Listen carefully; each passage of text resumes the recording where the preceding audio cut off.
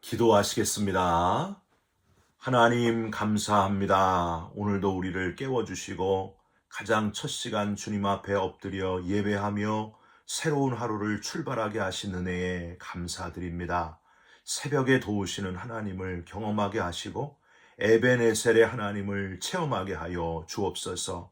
사람 의지하고 물질 의지하다가 실망하고 넘어지는 어리석은 자가 되지 않게 하시고 영원부터 살아계시고 영원까지 살아 역사하시는 알파와 오메가 되시는 하나님을 붙드는 지혜로운 인생으로 살아가게 하여 주옵소서.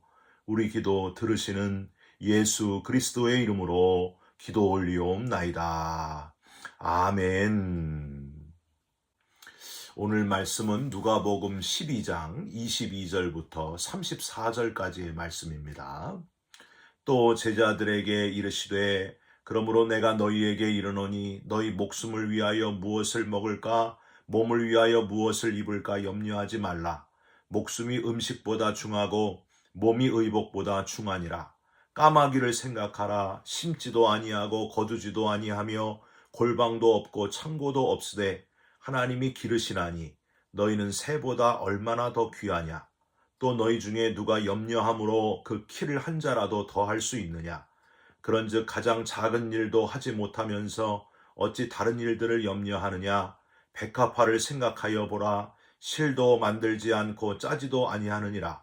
그러나 내가 너희에게 말하노니 솔로몬의 모든 영광으로도 입은 것이 이 꽃 하나만큼 훌륭하지 못하였느니라. 오늘 있다가 내일 아궁이에 던져지는 들풀도 하나님이 이렇게 입히시거든 하물며 너희일까 보냐. 믿음이 작은 자들아, 너희는 무엇을 먹을까 무엇을 마실까 하여 구하지 말며 근심하지도 말라. 이 모든 것은 세상 백성들이 구하는 것이라. 너희 아버지께서는 이런 것이 너희에게 있어야 할 것을 아시느니라. 다만 너희는 그의 나라를 구하라. 그리하면 이런 것들을 너희에게 더하시리라. 적은 무리여 무서워 말라. 너희 아버지께서 그 나라를 너희에게 주시기를 기뻐하시느니라.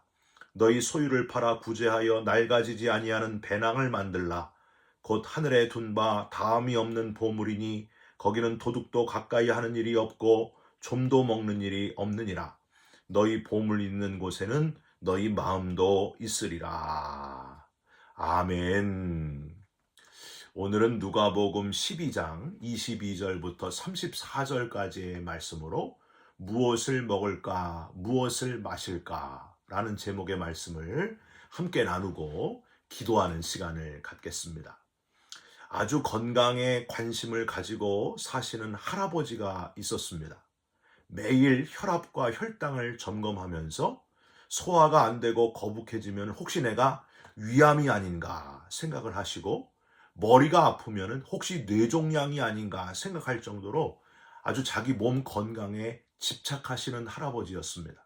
그런데 어느 날 아침 이 할아버지가 텔레비전에 나오는 건강 프로그램인 무엇이든 물어보세요를 소파에 앉아서 시청하시게 되었습니다. 할아버지는 그것을 보면서 한숨을 푹푹 쉬면서 너무 심각한 상태가 되어 있었습니다. 이상해서 며느리가 주방에 있다가 시아버지에게 달려와가지고 물었습니다. 아버님, 왜 그러세요? 할아버지는 흐느끼면서 말씀하셨습니다. 얘야, 저기 텔레비전에서 나오는 얘기하는 거 나하고 증세가 너무 똑같구나. 아무래도 내가 저 병에 걸린 게 틀림없다. 큰일 났다, 예미야. 내가 이제 얼마나 더 살 수 있을까 하면서 흐느끼셨습니다. 며느리는 아버님을 진정시키고 도대체 무슨 병인가 생각하면서 텔레비전을 같이 보게 되었습니다. 이제 드디어 방송이 거의 다 끝나게 되면서 아나운서가 이렇게 방송을 마무리했습니다. 지금까지 여성의 병 자궁암에 대해서 알아보았습니다. 여성분들 건강 조심하십시오. 사랑하는 성도 여러분, 오스왈드 챔버스는요, 이런 말을 했습니다. 우리의 모든 염려와 초조는 하나님을 빼고 계산하기 때문이다. 평생 동안 하나님과 함께 하시면서 염려하지도 않고 초조하지도 않는 사람, 담대한 그리스도인 되시기를 주님의 이름으로 부탁드립니다. 하나님 없이 이런저런 염려와 걱정, 근심으로 살아가고 있는 세상의 많은 사람들에게 염려를 이겨낼 수 있는 방법을 전하시면서 살아가시기를 부탁드립니다. 많은 병자들을 고치시고 기적을 일으키시면서 예수님을 따르는 사람들은 계속 늘어났고 점점 더 늘어나게 됐습니다. 어느 정도 늘어났는가? 누가복음 12장을 시작하는 부분에서 1절 첫 문장 이렇게 돼 있어요. 그동안에 무리 수만 명이 모여 서로 밟힐 만큼 되었더니, 너무 많은 사람이 모였다는 거예요. 여러분, 무슨 일이 일어났을까요? 아마도 예수님의 제자들은 우쭐하게 되었을 겁니다. 우리 선생님 예수님은 역시 보통 분이 아니시구나. 마치 유명 연예인 매니저처럼 어깨가 팍 올라간 그 제자들의 모습, 큰 소리 치게 되고, 그런 상황을 보면서 예수님은 제자들에게 교훈하실 필요를 느끼신 것 같습니다. 그래서 너희들 왜 사람들을 의식하느냐? 많은 사람들이 따른다고 왜 거기에 지금 집착하느냐? 믿음의 사람은 사람을 의식하는 사람이 아니라 하나님 중심의 삶을 사는 사람이다. 그런 마음으로 하나님 중심으로 사는 삶을 하나하나 짚어가고 계십니다. 그래서 1절에서 12절에는 바리새인들이 외식하는 것, 그걸 주의하고 하나님만을 두려워해라. 13절에서 21절에는 물질에 대한 탐욕, 욕심을 버리고 하나님 중심으로 살아라. 그리고 오늘 본문 22절부터 34절은 염려하지 말아라. 하나님이 계신데 왜 염려하느냐 하고 교훈하고 계십니다. 그럼 구체적으로 오늘 본문에서 과연 예수님께서 어떻게 염려하지 말라는 교훈을 전개하고 계신가? 첫 번째, 까마귀를 생각하면서 염려하지 말아라 하셨습니다. 24절 보실까요? 까마귀를 생각하라. 마태복음에는 공중의 새라고 되어 있는데 누가복음은 왜 좀 더 구체적으로 까마귀라고 했을까요? 아마도 누가가 직업이 뭐예요? 의사 아닙니까? 세심한 의사였기 때문인 것 같습니다. 중요한 거는 공중의 새든지 까마귀든지 이들은 말없이 소중한 진리를 우리에게 일깨우고 있다고 하는 거예요. 까마귀는 인간들처럼 뭘 먹을까, 무엇을 마실까, 무엇을 입을까 하는 문제로 근심하거나 염려하지 않는다는 거예요. 인간들처럼 농사를 지어가지고 곡물을 저장해 놓는 그런 골방이 있는 것도 아니고 창고도 없습니다. 그런데도 까마귀는 먹는 문제로 염려하지 않는다. 그 이유는 하나님이 만드시고 직접 길러가시기 때문이다 하는 겁니다. 날마다 까마귀에게 먹을 것을 주시는 하나님. 여러분, 열왕기상 17장에 보면은요, 엘리야에게 아침 저녁으로 떡과 고기를 가져다 준 존재 누구예요? 바로 이 까마귀였습니다. 공중의 까마귀가 이처럼 하나님의 돌보심으로 먹을 것 걱정하지 아니하고 하나님의 은혜로 살아가고 있는 것을 생각해 봐라. 과연 하나님을 아버지로 모시고 있는 우리를 하나님이 굶기시겠느냐?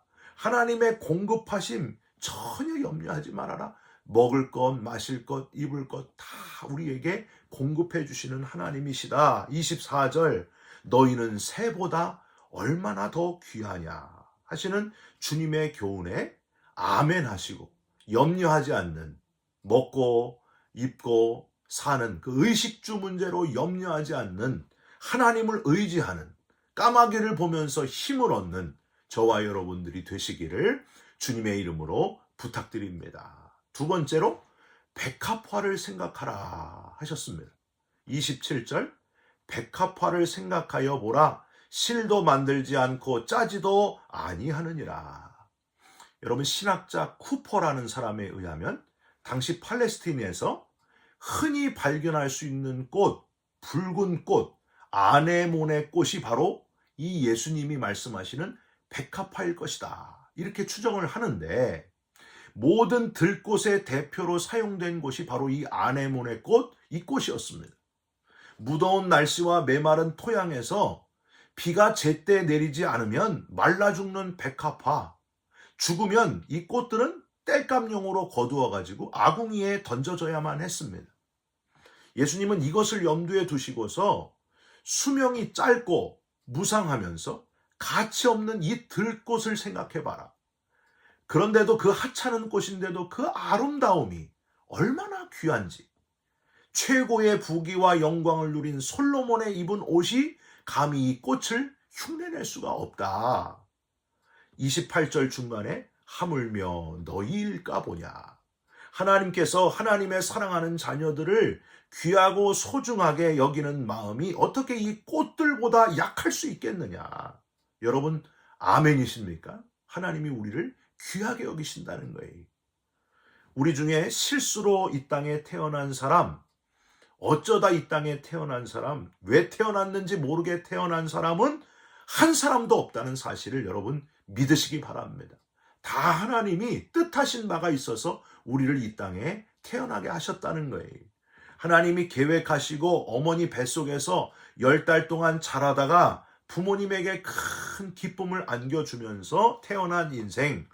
그러므로 모든 사람은 한 사람도 빠짐없이 귀하고 또 귀한 사랑받기 위해 태어난 존재라는 사실, 여러분 잊지 마시기를 주님의 이름으로 부탁드립니다. 자식은 여호와의 주신 기업이요 태의 열매는 그의 상급이로다. 하나님께서 육신의 부모에게 맡기신 귀하고 소중한 존재가 바로 자녀다. 그러므로 하찮게 대할 사람은 한 사람도 없다. 저도 귀하고 여러분도 귀하고 우리가 만나는 모든 사람들이 다 사랑받기 위해 태어난 귀한 존재다. 하나님께서 정말 귀하게 여기시는 존재다 하는 사실을 잊지 말고 서로 존귀하게 대하시기를 주님의 이름으로 부탁드립니다. 이렇게 귀한 존재임을 모르고 스스로 삶을 포기하는 인생, 돌아갈 고향을 모르고 죽으면 끝이다, 이렇게 잘못 생각하는 어리석은 인생들이 얼마나 많은지 모릅니다. 여러분, 염려가 올 때마다 두 손을 가슴에 대시고 내가 얼마나 귀한 존재인가를 다시 한번 진지하게 생각하시면서 힘을 내시고 나의 가치를 깨닫는 저와 여러분들이 되시기를 주님의 이름으로 부탁드립니다. 31절부터는요. 염려할 시간이 있으면, 염려하고 걱정하고 근심하고 그럴 시간이 있으면 차라리 이것들을 하라 하시는 주님의 교훈인 것 같습니다. 이것들을 하면 염려할 시간이 없을 것이다. 이것들 하기에도 너무 바쁠 것이다. 뭘 해야 될지를 알려주고 있습니다. 먼저 하나님의 나라를 구하라 말씀하십니다. 31절, 다만 너희는 그의 나라를 구하라. 그리하면 이런 것들을 너희에게 더하시리라. 여러분, 이런 것들이 뭘까요? 앞에서 언급한 무엇을 먹을까, 무엇을 입을까, 무엇을 마실까, 즉 내게 필요한 것들, 의식주들은 꼭 필요하기 때문에 하나님이 책임져 주신다. 옵션으로 다 당연히 주신다. 그 말씀이에요. 그럼 하나님의 나라는 뭘까요? 바울이 로마서 14장 17절에 표현해 놓았는데 그걸 보면은요, 정확한 답에 하나님의 나라가 뭔지에 근접할 수가 있어요. 로마서 14장 17절, 하나님의 나라는 먹고 마시는 것이 아니요 오직 성령 안에서 의와 평강과 희락이라. 즉 당장 눈에 보이는 먹는 것, 마시는 것, 그런 것들이 아니라 성령 안에서 의를 이루고 평강을 누리고 희락을 누리면서 사는 그것이다. 그러니까 하나님의 나라는 하나님 안에 있어서, 우리가 하나님 안에 있어서 가는 곳마다 의와 평강과 희락을 이루면서 완성되어 가는, 그게 바로 하나님의 나라다. 우리가 하나님 안에 있어서 우리가 가는 곳마다 의와 평강과 희락이 나타나는 역사가 나타나시기를 주님의 이름으로 부탁드립니다. 이 땅에서도 우리가 가는 곳마다 하나님의 나라가 이루어지고 죽음 이후에도 영원한 하나님 나라가 이루어지는 그 하나님의 나라에 가게 되는 그 기쁨, 사랑하는 성도 여러분, 이 기쁨을, 영원한 기쁨을 누리면서 하나님 나라를 이루는 기쁨, 소망으로 살아가시기를 주님의 이름으로 축원드립니다. 또 하나는요, 더 실제적인 표현으로 낡아지지 아니하는 배낭을 만들라 하셨습니다. 33절 보실까요?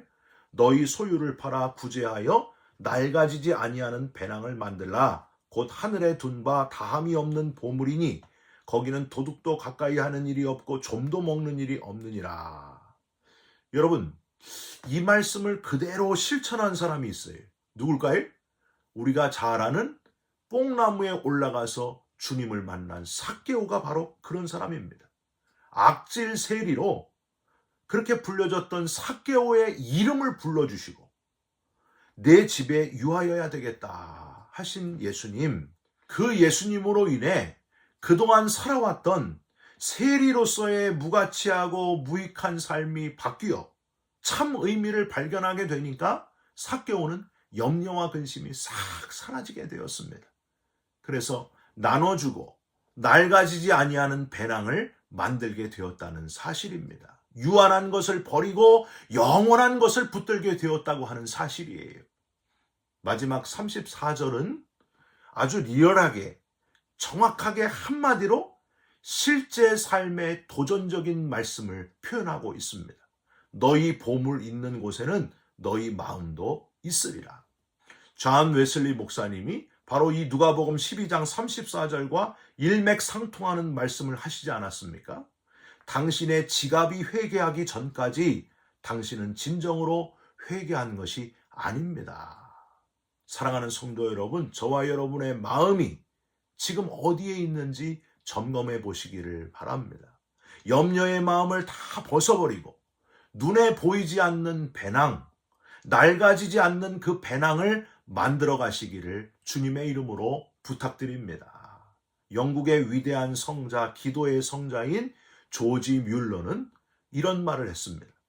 염려의 시작은 신앙의 끝이다. 그러나 신앙의 시작은 염려의 끝이다. 참 신앙인은 염려하지 않는 사람, 나를 위해 십자가 지고 대신 죽어주신 주님으로 인하여 구원받았으니 영원한 영생을 얻게 되었으니 부활의 나라에 들어가게 되었으니 이제는 염려하지 않는 사람, 근심하지 않는 사람, 저와 여러분들이 바로 그런 사람이 될 줄 믿고 염려하지 말고 하나님의 나라를 만들면서 하나님의 나라를 이루면서 살아가시기를 주님의 이름으로 축원드립니다. 기도하겠습니다. 하나님, 염려하지 말라고 하셨습니다. 뭘 먹을까, 무엇을 입을까, 무엇을 마실까, 눈에 보이는 것들에 대한 염려를 내려놓게 하여 주시옵소서. 여기가 종착지가 아님을 잊지 않게 하여 주시옵소서. 낡아지지 않는 배낭을 준비하는 지혜로운 자로 살아가게 하여 주옵소서. 염려하지 않는 사람 되게 하여 주옵소서. 평생 염려, 걱정, 근심하지 않는 참 그리스도인, 힘있는 그리스도인으로 살아가게 하여 주시옵소서. 예수 그리스도의 이름으로 기도 올리옵나이다. 아멘.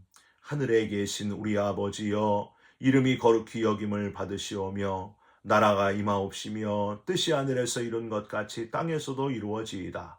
오늘 우리에게 일용할 양식을 주옵시고 우리가 우리에게 죄진 자를 사하여 준 것 같이 우리 죄를 사하여 주옵시고 우리를 시험에 들게 하지 마옵시고 다만 악에서 구하옵소서. 나라와 권세와 영광이 아버지께 영원히 있사옵나이다. 아멘. 사랑하는 성도 여러분, 아무것도 염려하지 마시기를 바랍니다. 평생 하나님의 나라를 이루면서 살아가시기를 주님의 이름으로 축원드립니다. 여러분 사랑합니다. 축복합니다. 감사합니다.